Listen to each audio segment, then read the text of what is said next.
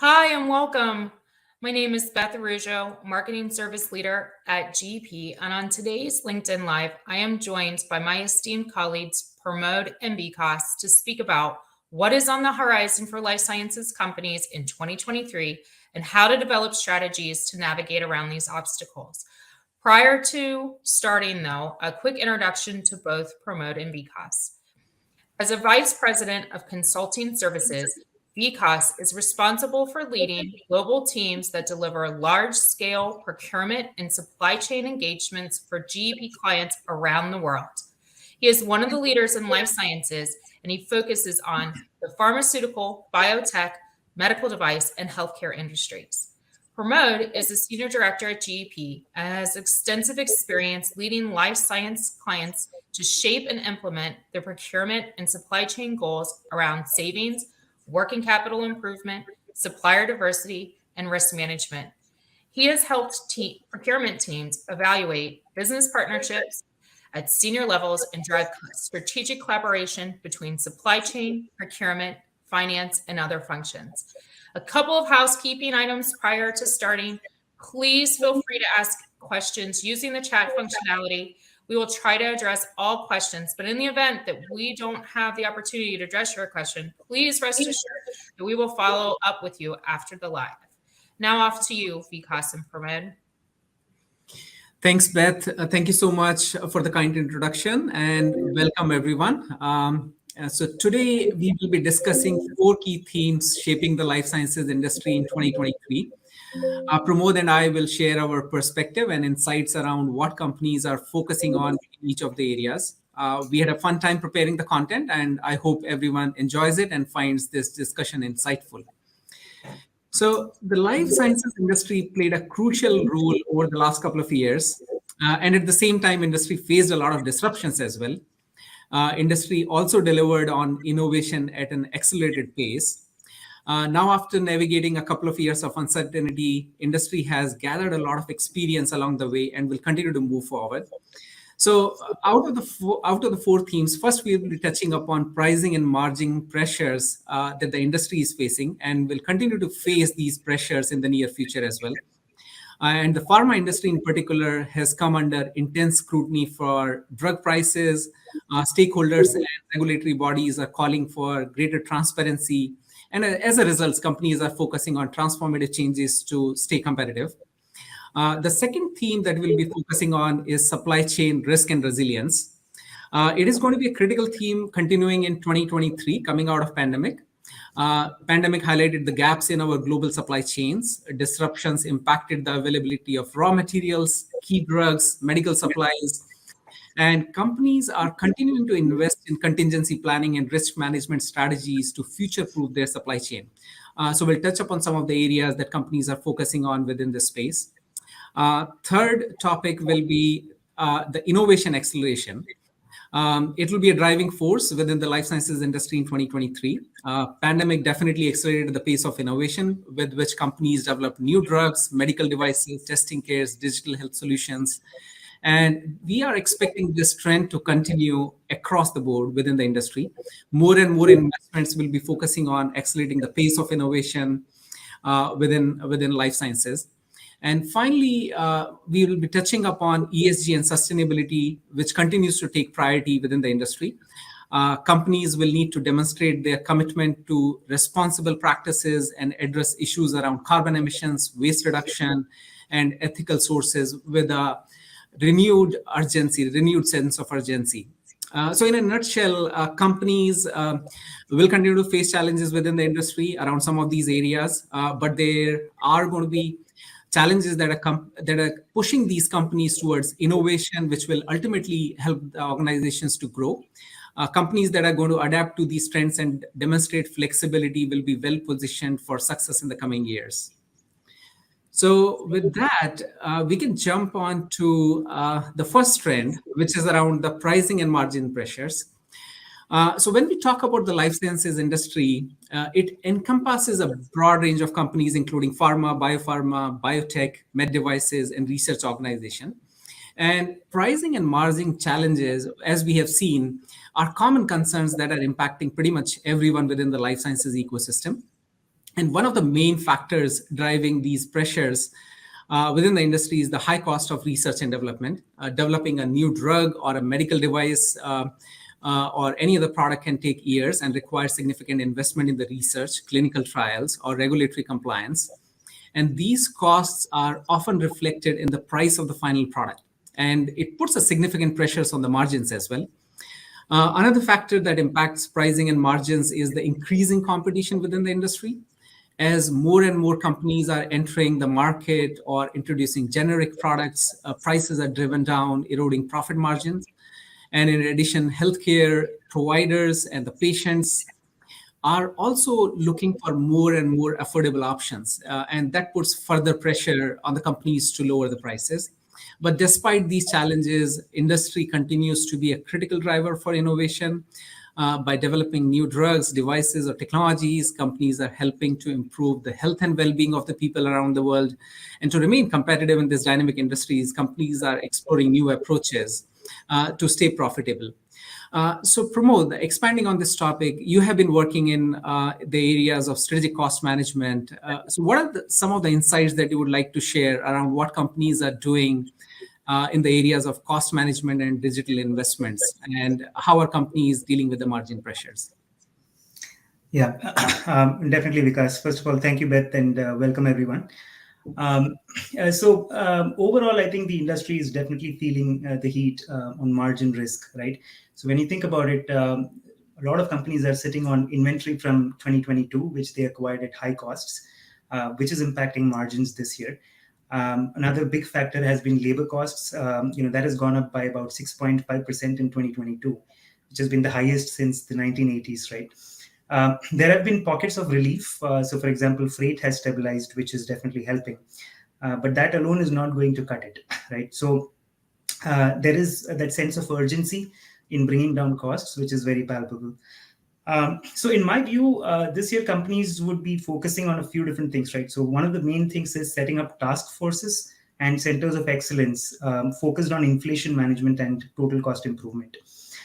In some cases, companies are also going to, and we're seeing this, right? Some companies are evaluating their entire org structure and processes and getting on transformation journeys. There are also, varied pointed strategies that can be deployed. But I just want to call out four in particular, which is picking up a lot of steam in my experience.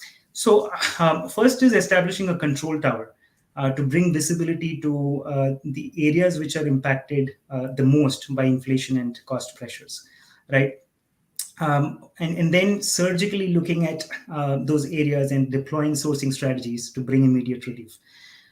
What's critical for success there is to ensure that upfront foundation is laid from a governance and reporting standpoint. Then second is evaluating buying channel efficiency. So an example is going to manufacturers versus distributors, right?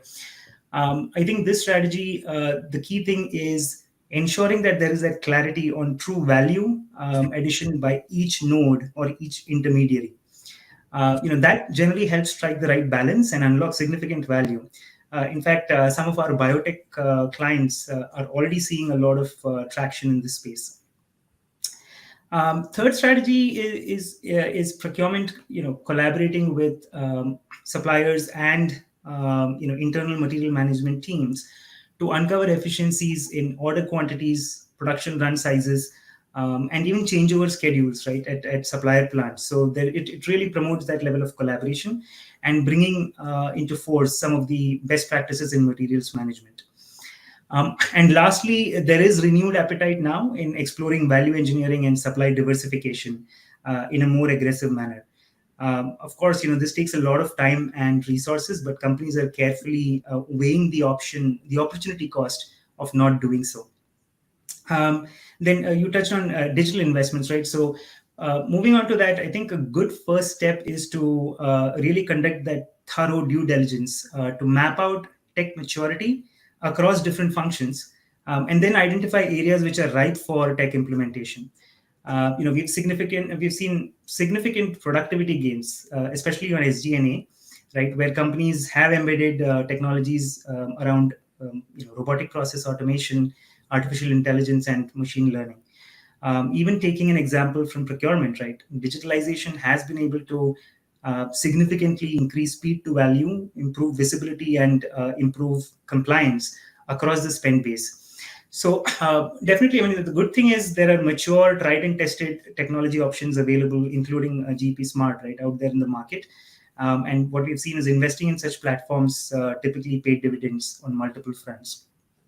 So I know because there has been a lot of interest around operating model optimization also lately, especially with some news coming out as well. Would you want to give some insights on that? Yeah, absolutely, Pramod. This has gained a lot of attention, right, in the recent times. Many life sciences companies, including pharma, med devices, are focusing on operating model changes. Companies are adopting newer, simpler organization structure and lean operating model. And some of the main reasons why companies are doing this is primarily to support innovation, improve productivity, and growth focus from the long-term perspective. And there are several reasons, right, why the lean operating models are becoming more and more important. Firstly, it provides the cost focus. The cost of drug development, manufacturing, distribution continues to be extremely high, and companies are under pressure to reduce cost. So the lean operating model can help companies reduce waste and streamline processes, thereby reducing cost. The second reason is efficiency, because it focuses on eliminating waste while making the operations more efficient. And this can help companies to deliver products to the market faster and respond quickly to the changing market conditions. Third, it provides a competitive advantage to the organizations in this rapidly changing industry by reducing cost and delivering high quality products to the markets faster and cheaper. And lastly, and most importantly, it provides the customer focus. The operating model changes prioritize delivering value to the customers while staying cost competitive. And there are many examples out there, and there are many pharma companies and med devices that are embarking on this journey. And in fact, it has been on news of late. One of the major pharma companies recently adopted a lean operating model, which is expecting over $1 billion in savings and efficiencies through these changes. And then next trend within this topic is the mergers and acquisitions. So switching gears, it is another important channel for companies to stay competitive. And life sciences industry in particular has a lot of history of M&A activity. And it is driven by a couple of key factors: the need for scale and efficiency, diversification of the product portfolio. M&A provides access to new technologies or markets, and it also helps in forging new strategic relationships. So there's some key trends which are likely going to shape the M&A outlook for the industry in the near future. Firstly, it's going to provide consolidation. Consolidation will continue, although a lot of consolidation has already happened. But with larger companies acquiring smaller companies to expand the product pipeline or gaining access to markets or acquiring cutting-edge technologies, I think this trend is expected to continue. Second, this is going to be the most important focus area, the focus will primarily be on biotech, specialty drugs, or innovative products. This is going to be the most important focus area for M&A activity, as larger companies are seeking to acquire intellectual property and developmental capabilities of the smaller firms. Third, cost and revenue synergies will still be an important driver. M&A helps companies reduce duplication of investments, improve efficiency, and streamline operations. And fourth, although less common, M&A activity might focus on dealing with geopolitical uncertainty as well. Political and economic uncertainty, particularly around trade and regulatory issues, may influence M&A activity focused on specific markets. And as companies seek to mitigate risk and navigate complex regulatory environment, they might look for niche targets for acquisitions. No, that's definitely a good insight on M&A, especially in today's high interest environment, right? And so with that, let's move on to the next trend. If you can flip the page. So I think that's a good segue. The M&A is a good segue into this topic as well, right? Because innovation acceleration is one of the most prominent trends that we are seeing across the board. Now, this is reflected in the recent increase in R&D investments, right, over the last few years. In some cases, this is a consequence of loss of exclusivity, which has been, a hot topic for pretty much the last decade. But it's really, picking up steam towards 2030, when about 200 billion in revenue risk has been identified for the drug manufacturers, right? But there are other factors at play as well. So, some of the other factors are increasing demand for precision medicine, the speed of regulatory approvals, increased virtualization, especially after the pandemic. And on the medtech side, a lot of innovation is being really fueled by intense competition, and companies are trying very hard to differentiate. And advancements in robotics, 3D printing, augmented reality, currently are big factors at play, right? And more broadly, the push for innovation is really also coming from the need to improve quality of life for an aging population in many parts of the world, right, with higher levels of chronic diseases. On the flip side, there are regulatory and compliance pressures around interoperability, compatibility and data handling and such. So it's truly a very exciting time for the industry, and pace of innovation is very, very strong. From a supply chain standpoint, I think one area which I definitely want to touch on, and it's very interesting, is the innovation and growth in newer treatment modalities like cell and gene therapy, right? They do present huge opportunities, and this is very clear. But challenges seen in this space are somewhat unique as well. So, for instance, unlike small molecule drugs, on-time delivery assumes a whole new meaning in cell and gene therapy. You cannot be late or too early, right? Because this treatment has to be administered to the patient right on time, and in many cases, the window that we are talking about is just about 15 minutes, right? There are other factors also which are at play, which bring unique challenges. So some of them are, need for expedited clearance at port of entry, which requires a lot of collaboration with local authorities and customs. There are challenges around maintaining, the cryogenic temperatures during transportation. Another one is maintaining chain of identity, because each treatment is very patient specific, right? From a manufacturing standpoint, this space is still evolving. CDMO capabilities are, still ramping up. So there is, a lot of capacity constraint, especially in the early stages of development.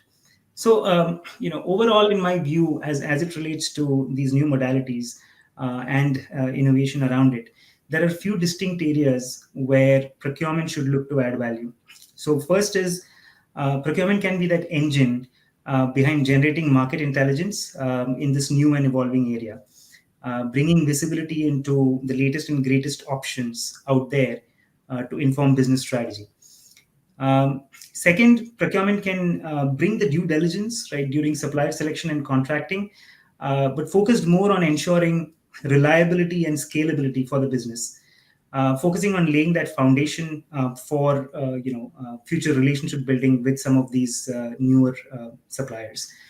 I think the key differentiator would be how supply chain and procurement can really bring speed and rigor into the equation. The other one on the page is infrastructure and talent. So this is pretty interesting, especially from a capital project execution standpoint.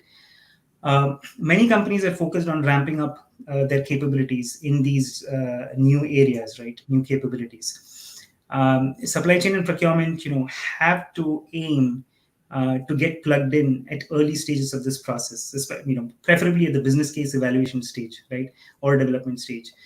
In our experience, organizations sometimes fail to take into consideration the procurement challenges related to construction in today's market. So, for instance, we have seen budget overruns to the tune of 30 to 40%, right?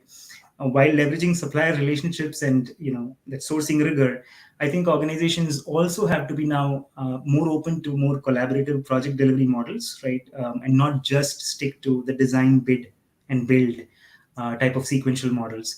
Otherwise, it wouldn't be a surprise. 80% into the design, one could realize that the costs are going to be prohibitive, and then spend an insane amount of time towards cost mitigation, finally impacting schedules, right? I think given the strategic nature of these projects, getting the A team from suppliers and meeting schedules is by far the top priority. And then on equipment side, relating to these new areas, right? A similar story exists, right? Market is pretty much an oligopoly, and getting a production slot booked itself is a challenge. So, thinking about supplier relationships, I think that's a good segue into the next focus area for our discussion. So, Vikas, would you like to cover supplier development? No, absolutely, Pramod. You touched upon supplier collaboration. It is increasingly important to collaborate with the suppliers, right, to get some of these innovative products and therapies to the market. But at the same time, supplier development is also an important lever in driving innovation and accelerating the innovation. So companies have been leveraging suppliers for innovation and are increasingly recognizing the value for supplier development as well to stay competitive in the industry. And there are multiple ways our clients and the companies are driving innovation through their supply base. So companies are focusing on supplier collaboration, investing in supplier research and development capabilities, regularly sharing best practices with the supply base to enable them, providing training and support, and lastly, most importantly, companies are also encouraging innovation through setting innovation targets and providing incentives for driving innovation to the suppliers. So touching upon the first one, supplier collaboration, I think you highlighted some of the important aspects, but there are a lot of examples where companies are collaborating with their suppliers to co-create new products and technologies. And these partnerships allow both the company and the suppliers to combine their expertise and the resources to develop innovative solutions. It also helps in reducing duplication of investment and efforts. For instance, one of the leading pharma companies collaborated with their contract manufacturers to develop biosimilars. Through this collaboration, client company is able to leverage suppliers' expertise in developing biosimilars, and post-development, client is also benefiting from suppliers' production capabilities. And then numerous other examples, right? Similarly, another focus area I mentioned is the encouraging innovation. So many companies are actively encouraging their suppliers to drive innovation by setting innovation targets, providing incentives, rewarding their suppliers for innovative ideas and solutions. And for instance, most companies, most pharma med devices companies have some sort of supplier innovation program in place. And these programs encourage suppliers to develop innovative solutions to specific business challenges and issues that the companies are facing. And if these solutions are viable or feasible, companies are collaborating with the suppliers. They are providing partnership opportunities for the successful solutions as well. So by focusing on supplier development, companies are able to tap into knowledge, expertise, and resources of their suppliers to drive innovation and maintain competitive edge. At the same time, technology is playing a key role in driving innovation as well, and there are multiple ways companies are tapping into evolving technology landscape to drive innovation acceleration. Firstly, what we have seen is technology and digitization have made it possible for organizations to collect large amount of data and analyze the data related to the diseases or patient outcomes and the treatment options. And by leveraging the advanced analytic options, companies are able to identify the new drug targets rapidly, develop more effective therapies, and improve patient outcomes at an accelerated pace. What we are also seeing is digital platforms and tools have made it easier for the companies to collaborate with academia and research organizations, enabling them to have access to the latest research and cutting-edge technologies. And this also helps in accelerating the discovery and development of new drugs and products. And we saw an example of this in the last couple of years, where companies collaborated extensively across the board to come up with vaccines. Thirdly, technology has made it easier for companies to conduct clinical trials and gather data in real time. With the help of digital tools and remote monitoring, we are able to effectively gather patient data more efficiently and accurately, reducing the overall lead time and the cost of the trials. And overall, I think the technology is going to continue to transform the industry in many more possible ways. These were just some of the examples, and it will help companies to accelerate drug discovery and product development process. I think the important point is companies who are going to adopt these latest tools and technologies are going to be better positioned to develop innovative solutions or products that improve patient outcomes. And these companies are going to be set up for success from long-term perspective. So any comments, Pramod, before we move on to the next topic? I think you covered some great points, especially around technology, which resonated quite a bit. Right, I think it's going to be a key differentiation for companies going forward, especially given the level of innovation and the ability for technology to influence that pace of innovation. Right. Yeah. I was reading. I don't remember the exact stats, but I was reading some statistics where they were projecting that a large chunk of early stage research and drug discovery is going to move into in silico and technology driven platforms, right? So it's a very exciting time, I think, from a technology standpoint. Absolutely. Okay, so talking about supply chain risk and resilience, this topic has become more important than ever, especially for the life sciences industry, which is one of the most regulated and complex industries when compared to other industries. And a significant part of the life sciences operation involves managing the complex supply chains, whether it is upstream or downstream. And the supply chain management teams ensure that the product reach patients and healthcare providers safely, efficiently, and on time. However, as we have seen in the recent times, supply chain disruptions continue to present challenges, and these risks can range from natural disasters, geopolitical issues, or cyber attacks or pandemic outbreaks, and there are new disruptions that keep on coming up unanticipated and thereby increasing unpredictability in the supply chain further. The impact of disruptions can be severe. It can lead to drug shortages, increase in raw material and product cost. It can elongate the lead times. So companies are investing heavily and focusing on risk management and resilience to ensure that the supply chains remain stable. So diving into this topic, Pramod, you have first-hand experience in the areas of risk management and assessment and mitigation as well. So what are companies doing in this area? Yeah, no, thanks, Vikas. Yeah, definitely. I think let me cover risk management and supply management together because they sort of go hand in hand, right? Mm-hmm. To begin with, there is wide recognition that more needs to be done in terms of building resilience. I think there has been some progress, but that recognition is definitely there. There are a few different areas which I would want to touch on. So about four distinct areas. So starting with supply chain visibility. This has become an important area for companies, and they're investing heavily on this front.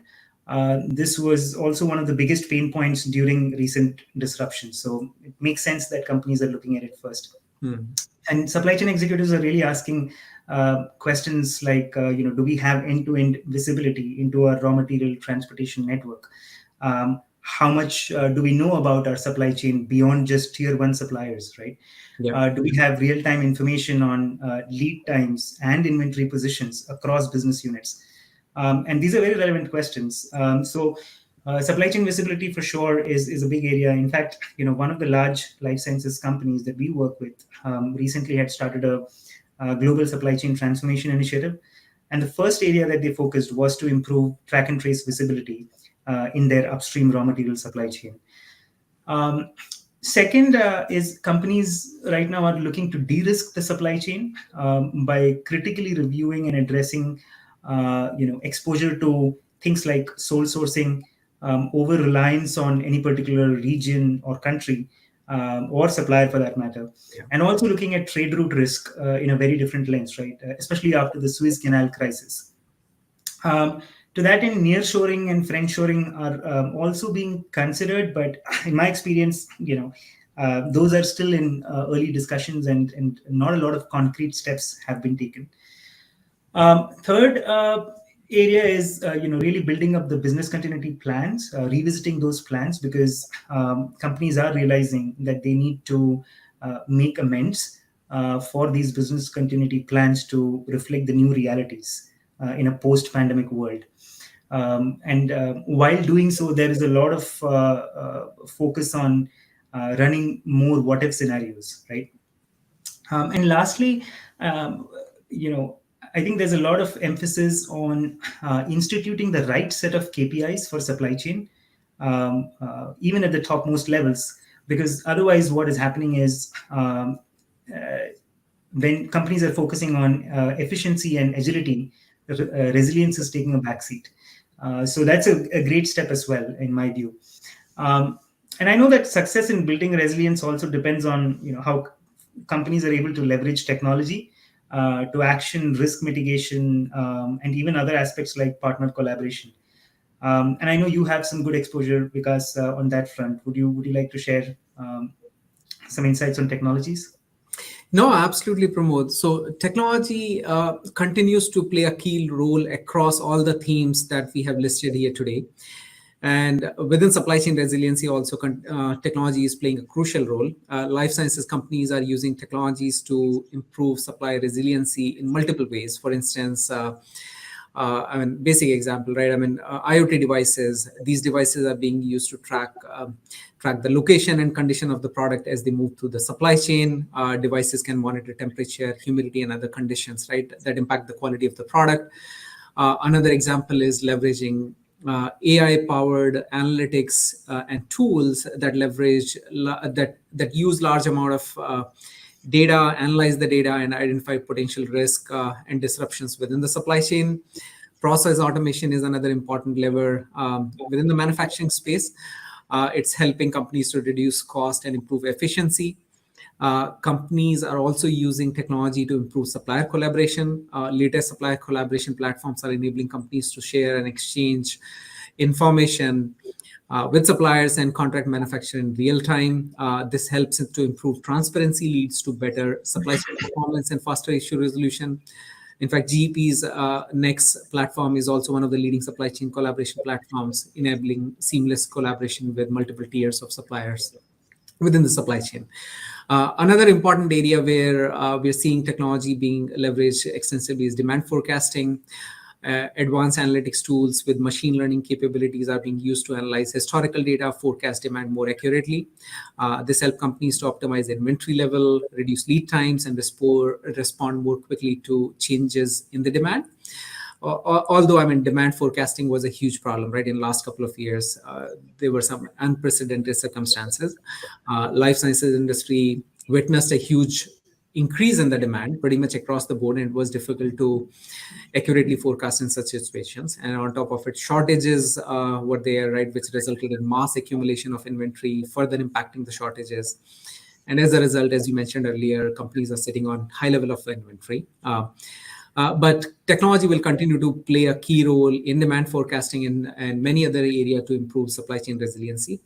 I think on the topic of demand supply, I guess I just want to highlight one point that we are now seeing the lowest levels of stress across world supply chain since August of 2020.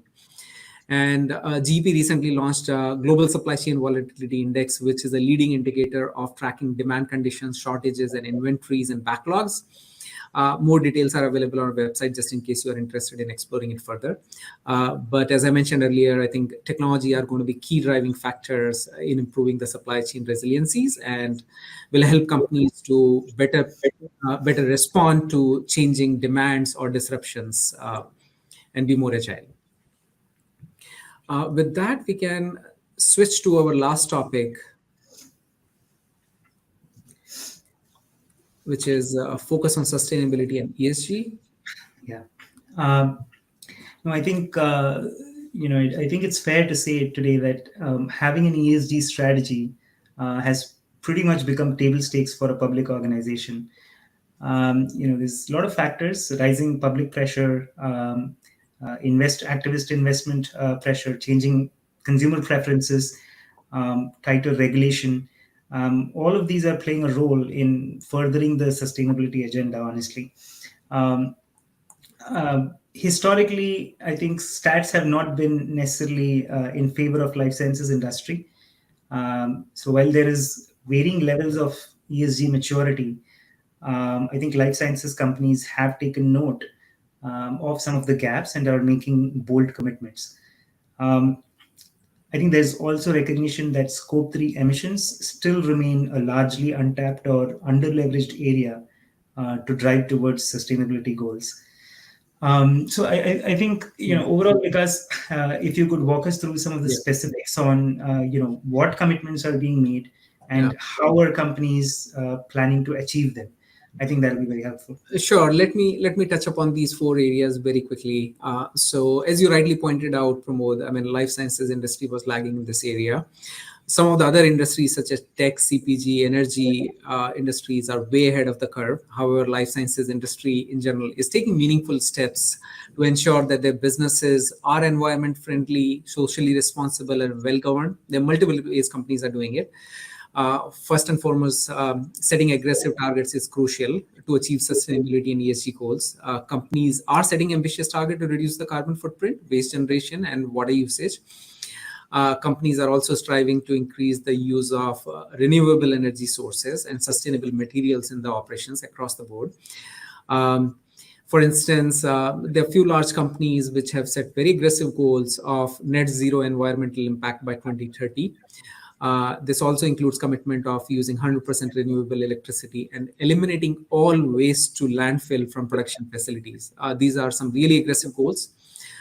Every company, depending upon their appetite, has a different degree of commitments stretching over next 5 to 10 years.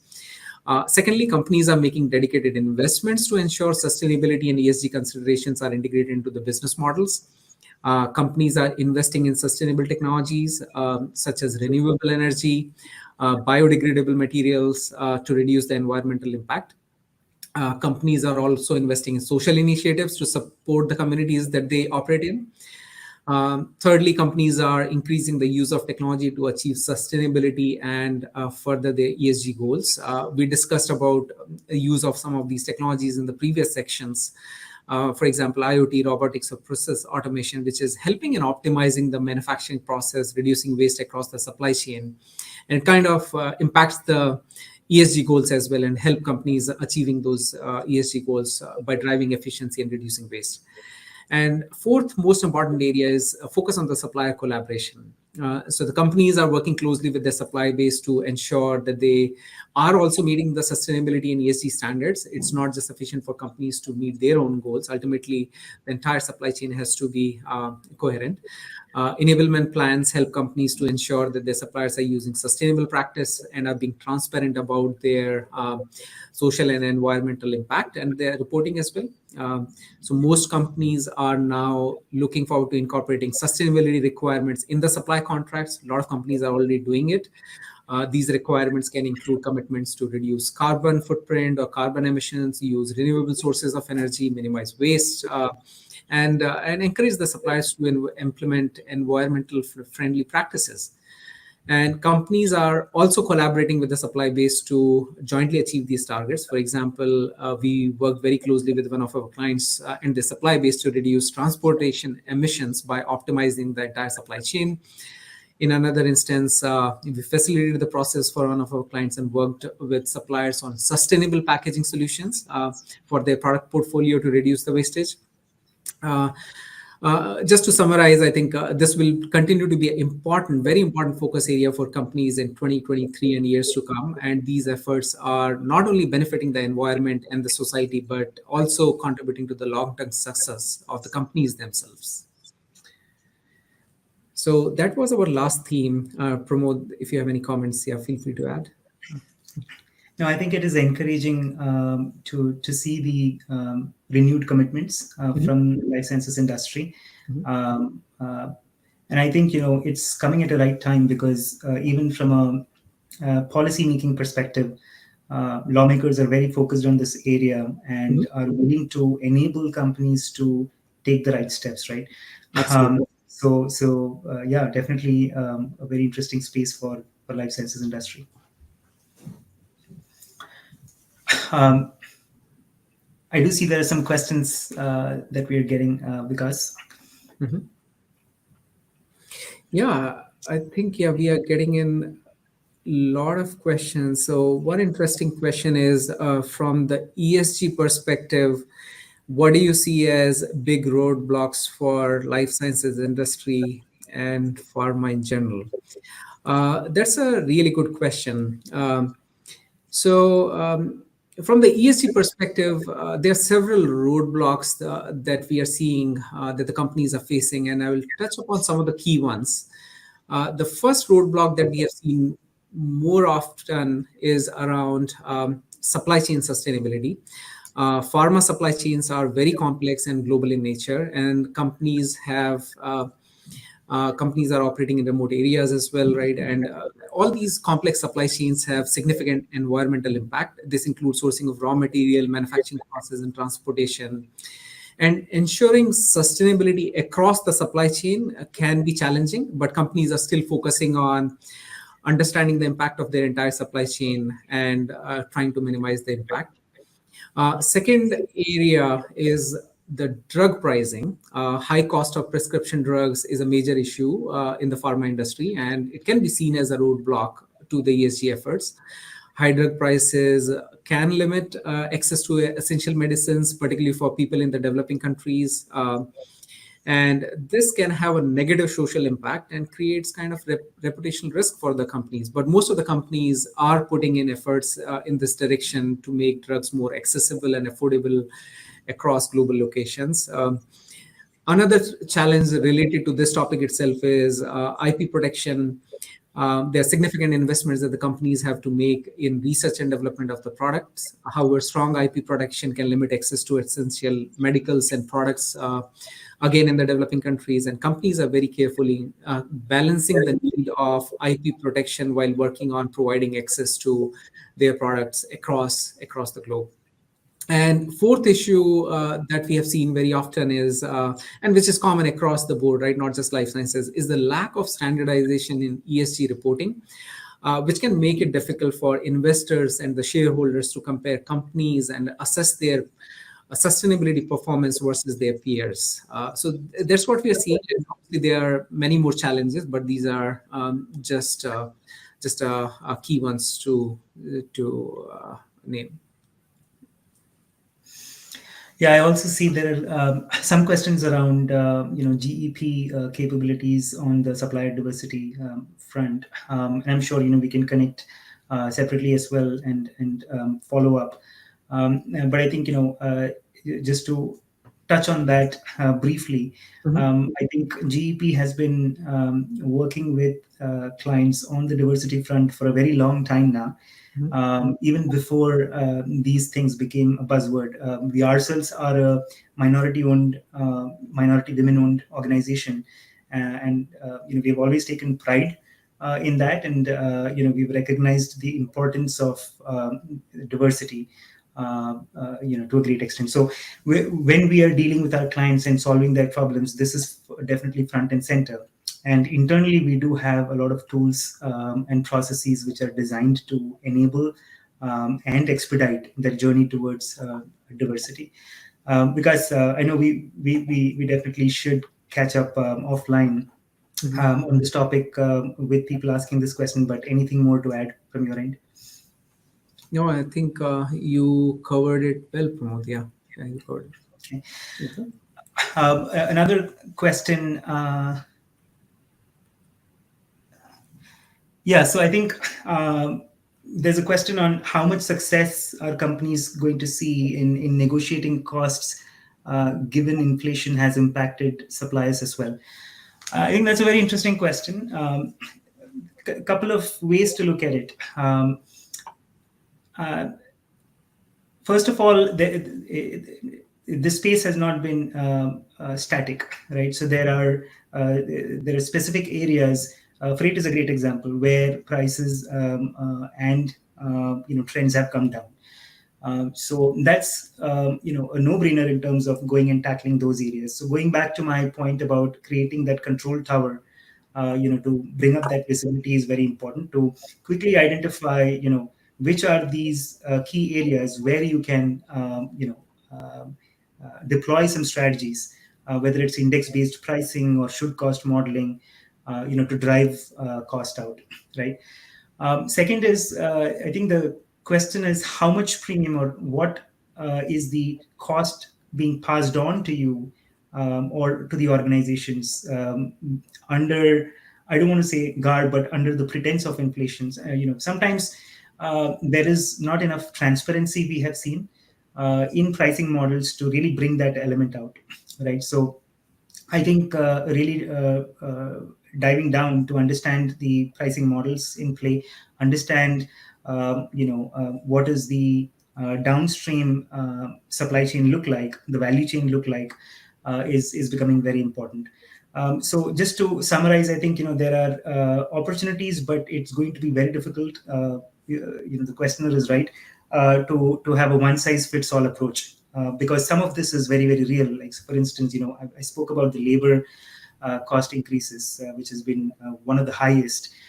So I think it'll be, procurement teams will have to be a little more surgical in terms of their approach when tackling inflation. Because anything more to add from your end? No, you touched upon all the key points, Pramod, and that's what companies are focusing on. I know, inflation continues to be a challenge, but at the same time, as the supply chain stress is easing off, I think companies are now pivoting to cost takeouts aggressively and looking forward to productivity improvements. Another question that we have is around the M&A activity. So do you see M&A activity and capital spending reducing in 2023 given the interest rate situation? That's a great question. We saw a lot of M&A activity in the recent years. But it's very difficult to predict with certainty whether the activity is slowed down or not. But what we have observed, and when we looked at the trends, M&A activity in pharma has been relatively resilient to the financial crisis and interest rate fluctuations. And in fact, what we have seen is some of the economic downturns can actually simulate M&A activity as companies seek to consolidate and streamline their operations. There's some potential factors which might impact the pace of M&A. For instance, the increased borrowing cost. So higher interest can make it more expensive for the companies to finance these transactions. Although it won't be a problem for the cash-rich companies, they would look forward to acquiring specialty products, right, or companies with innovation capabilities or niche product pipeline. Secondly, companies that are struggling financially may not be able to engage in M&A activity, either as a buyer or as a target as well, based on their outlook. And third factor, which is slightly more generic, is the economic uncertainty. In general, the economic volatility can create uncertainty and risk, and this is going to make companies more cautious about pursuing mergers and acquisition in general. So we are still anticipating that the trend will continue, although there's going to be some caution that companies are going to take. Yep. I also see a question from Nishant. Do you think advancements in technology like AI will impact supply chain operations in life sciences? Because in case you want to add, I had one or two thoughts from my end as well. No, go ahead, Pramod. Yeah, I think the short answer is yes. AI is impacting pretty much most areas, and supply chain is not beyond that. What is good though is in supply chain, a lot of the AI models are already being tested out and bearing fruit, right? Especially in terms of demand sensing, and capacity planning, these areas, and even inventory management, AI is definitely playing a role in terms of accelerating the forecasting process and bringing more accuracy to that entire process, right? One key thing to highlight though is AI-based solutions in the supply chain are only going to be as good as the data that the organization has on several parameters, right? In the absence of that, even having a AI-based solution is not only going to take you so far. right? So that's one call out that I have. But definitely, from a supply chain standpoint, a lot of potential exists for AI-based solutions to create an impact. Makes sense. Yeah, absolutely. There's another question, Pramod, on supplier diversity. Yeah, I think we Yeah, took that one. you covered it. I don't Okay. know if it's a repeat. Sorry, go ahead if it's a different question. It's how do you look at the supplier diversity as one of the important aspect? Do you have baked in solution Yeah. on GEP to identify diverse suppliers? Do you want to take it up? No, I think we already addressed. I had addressed this question. Yeah. Go ahead. That's from Chandrakant, right? Yes. Yes. All good questions, by the way. Yeah. We still have a few. So one question is, I think, related to the question on AI, but slightly broader in terms of what type of impact are we seeing from technology deployment in the supply chain space. Um, um, I think one of the biggest areas is predictability, right? And that's fundamentally enabled through technologies which are enhancing visibility and analytics, right? And part of analytics is AI. So I think it's a connected answer that I'm going to provide to that question. Knowing how much of your order is being is under production and is being prepared for dispatch, knowing where your shipments are, when and where are you going to fall short from a raw material standpoint, based on historical patterns as well as current inventory positions. How is your price going to change, based on some market movements?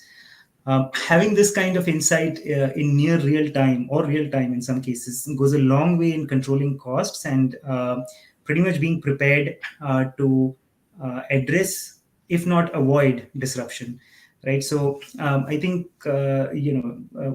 if there was one area which I would say supply chain technology really enables, it is predictability. Agreed, Pramod. Yep. So I know we are towards the end of our time here. Because any other points that you wanted to touch on? No, I think it was good discussion, Pramod. I hope the audience found it insightful. Absolutely. Yep. So I think over to you, Beth. Thanks so much, Vikas and Pramod, for your time and insights. You unpacked a lot in our short time here. And one key takeaway that I took from you both was that just the level of technology and the level of innovation that's happening in this space and how dynamic it is. And so if you'd like to gain even more insights into our life sciences practice, our call to action to you is to check out our recently published content, which you can find by visiting GEP.com and heading to the Life Sciences page, which is underneath the Industries tab. Thanks again, everyone, so much for joining. We appreciate your time, and we hope that you learned a lot, and we look forward to you attending our next LinkedIn Live. Thank you so much, everyone, for Thanks, attending. everyone. Thanks. Thank you.